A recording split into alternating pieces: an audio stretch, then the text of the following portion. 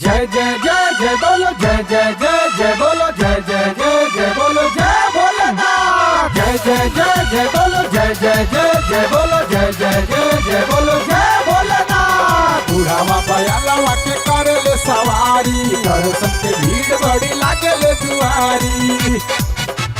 देव के देव मोरे बारे महादेवा, उनका न भावेला मिश्री मेवा। देव के देव मोरे बारे महादेवा, उनका न भावेला मिश्री मेवा।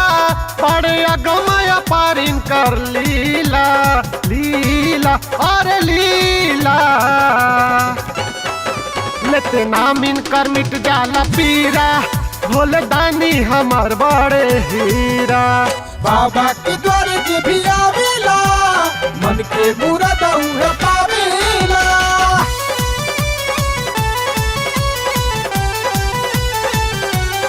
अरे राजा भगिया के बाबा हवे दीवाना, घोटनी सारी मलाई नहीं करेले माना। श्रद्धा से जे भी द्वारे आवेला, बिन मंगले भैया सब कुछ पावेला है। हर हर महादेव। श्रद्धा से जे भी द्वारे आवेला, बिन मंगले भैया सब कुछ पावेला है।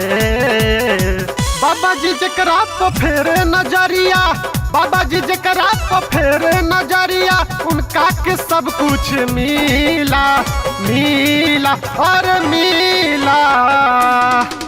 लेकिन नाम इनकर मिट जाला पीरा, भोले दानी हमारे बाड़े हीरा। जय जय जय जय बोलो जय जय जय जय बोलो जय जय जय जय बोलो जय भोलेनाथ। बुढ़ावा बयाला के करेले सवारी, दर्शन के भीड़ बड़ी लागेले दुआरी। काहेले सानी बात सच हो,